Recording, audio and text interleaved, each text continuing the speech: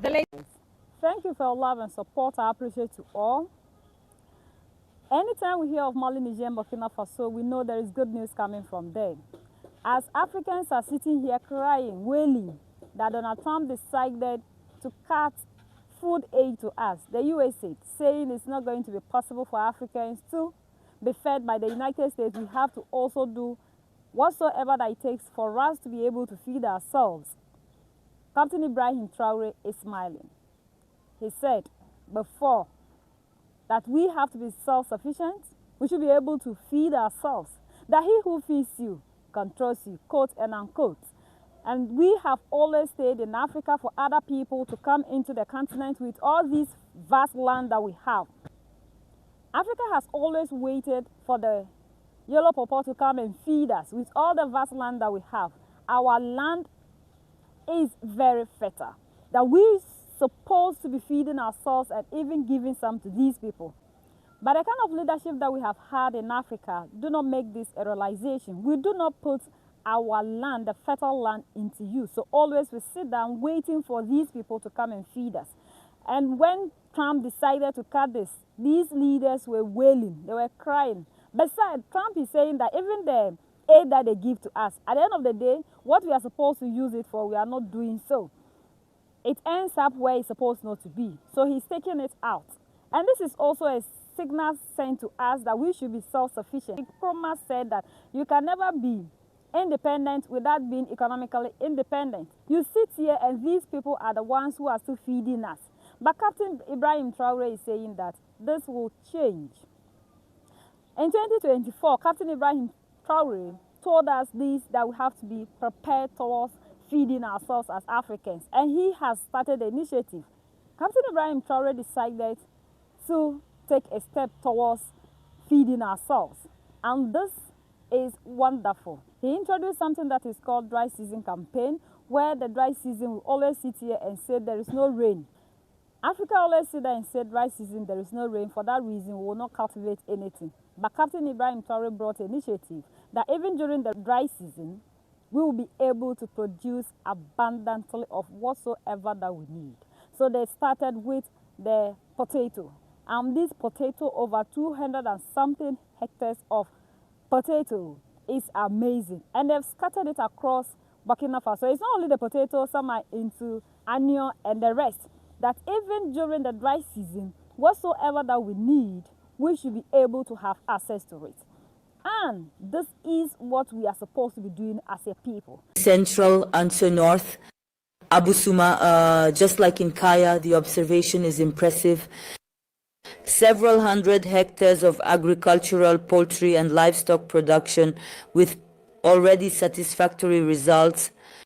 The dry season campaign has therefore been launched in this part of Burkina. The head of government, accompanied by the Minister of State in charge of agriculture and livestock, encouraged producers to achieve food self-sufficiency. A reality was in Burkina. We see this in this film of the day with Urban Benito Some and Sekou Zongo. The dry season campaign 2024-2025 is truly underway in Burkina Faso. Kunogo, a village located a few kilometers from Kaya.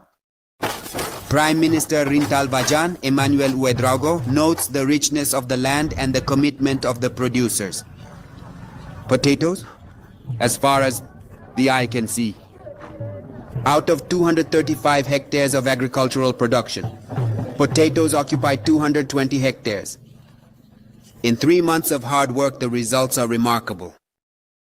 The head of government and the Minister of State in charge of agriculture are the first to emerge from the ground. These tubers... What we saw here in the village of Boulogon, we saw 200 hectares of potatoes, which are truly admirable. And the physiology is very good. This promises very good harvest. We ourselves have started the harvest.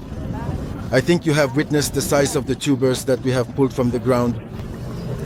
These are truly messages of congratulations and encouragement to all the producers, the valiant producers, but also to the agents from the Ministry of Agriculture who are by their side to help them apply the best technical practices They have received a lot of support from the Ministry of Agriculture in terms of subsidies and inputs.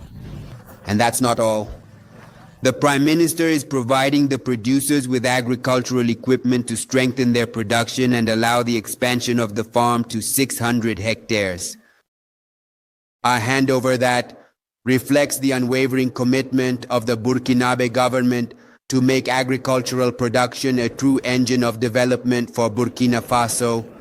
The government is determined, under the instructions of the head of state, to do everything possible for us to achieve food self-sufficiency. Because it is inconceivable that 65 years after the independence of Burkina Faso, we are still in this situation. To ask for food aid to meet our needs, I think the head of state said it, for our generation. Potato farming in Bagassi in the Balai region with the Yasan cooperative, which received 200 kilan of seeds. As part of the agro-pastoral initiative, it is expecting an estimated production of 2 tons. And with the support of agricultural technicians, all resources are being mobilized for a successful season. Edward Wedraugo, Claude Wedraugo, and Akani Pulen Bikaba. What you see, these are potato seeds in germination. We are at the edge of the Undusi Dam in the municipality of Bagassi in the Balai region. Here, the soil is well prepared by these young people. Today, they are planting the pre-germinated tubers. On 2 hectares of Itangelo and other fruit plantations, Oban Nunu decides to experiment with potato farming. On the pathways, we thought, why water the trees only when the pathways are empty? To allow the trees to grow well, we chose to plant matutine in between them with the emerging crop. So, the state has just made resources available to the producers. This is the very first time producing it in this locality. We have other crops that we've also just introduced, like onions and tomatoes. From pre-germination to harvest, including weeding and planting, these model producers benefit from the support of agricultural technicians in the Balai region. This year, the hierarchy told us to schedule the crop, that particular crop. So we had planned 1.5 hectares in the municipality. But now, since this is also a new crop, the availability of cement is a bit complicated. So that means out of the 1 hectare and a half planned, we only received half a hectare. So the half hectare, that's what we're trying to distribute now.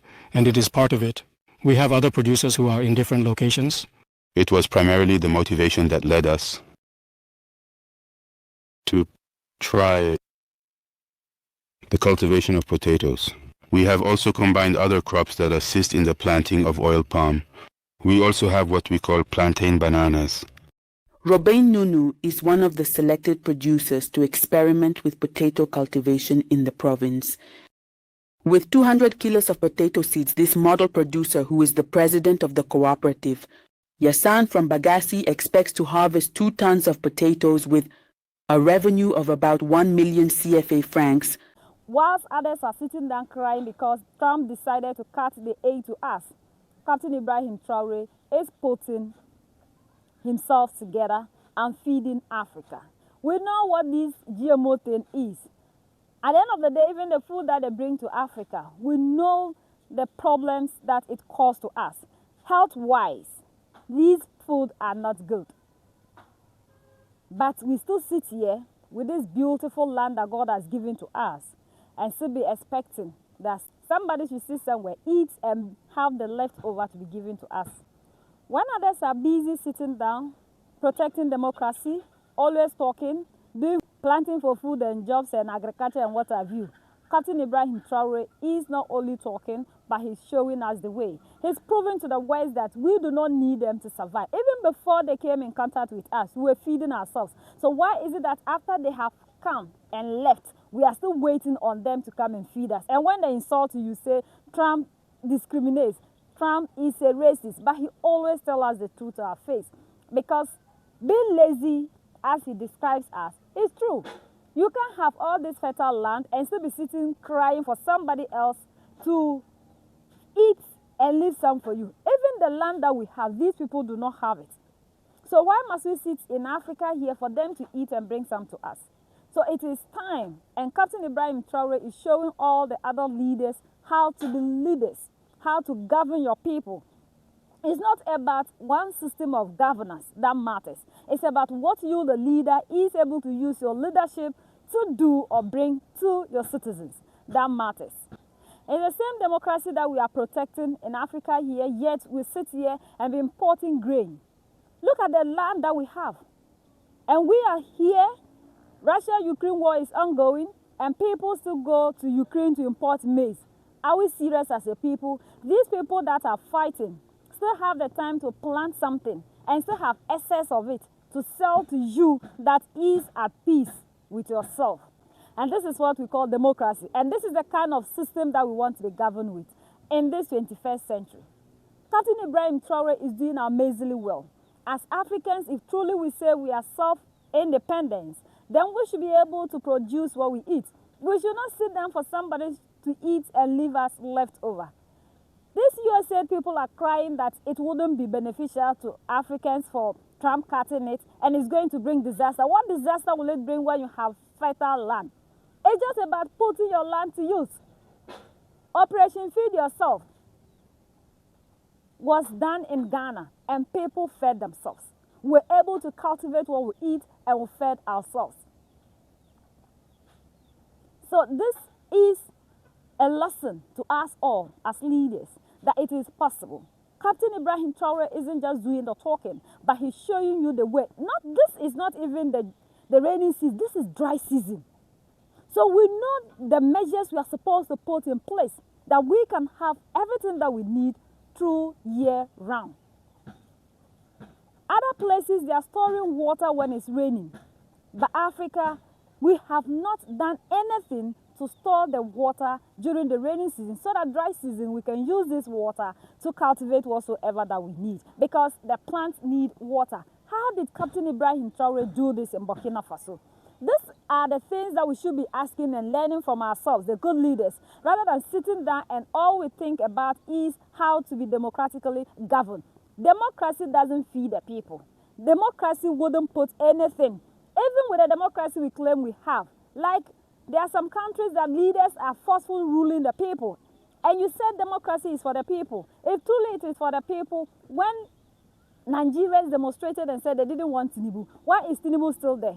When the Kenyans demonstrated and decided that they didn't want William Ruto, why is he still there? Well, we know that this democracy is actually not working, because if it is working, the leaders who loot us should be brought to book, but nothing happens to them. Governance come and change, and these things still continues. So it's not about a system of governance. It is about what you, the leader, will do to be self-sufficient. Captain Ibrahim Traore is saying that enough of the oppression and enough of the begging.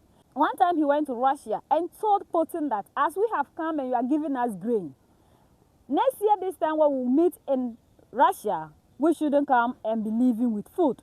If possible, we should bring something from Africa to Russia. And Captain Ibrahim Traore is doing exactly as he promised. And we are seeing the result. These people are making us proud. They are proving to the world that the African is capable of managing its own affairs. Like we always sit there and they tell us that without them we cannot do anything. And we have also helped them to champion what they've said concerning Africa. We love you, Captain Ibrahim Traore, for showing us the way, telling us that it's possible. Mali, Niger, and Burkina Faso actually came to tell us that there is nothing that is impossible. All that we need is good leadership. Good leadership. That's all that Africa needs to move forward. When we have visionary leaders like Mali, Niger, and Burkina Faso, the continent will change for a better place. We will have it in abundance to feed ourselves in Africa and also take it out of Africa. You can't have all these wonderful and amazing land and still be begging somebody for food. That doesn't make sense. So let's stop talking about the democracy that we have championed as if that's the only thing that Africa needs to survive for decades and we haven't seen any result. Let's have our own form of leadership. Calling them military leaders undemocratic wouldn't help us. They are undemocratic, yet they are doing amazingly well for the people. So what is it? Is it democracy that you are practicing when your people are hungry? Than the one that you call undemocratic that is doing everything possible to relieve the burden on the people. The two of you, which of you is democratically governed? United we stand, divided we fall. So let's keep sharing and educating our brothers and sisters. Together we'll fight for a better Africa and make Africa a better place for the next generations to come and inherit.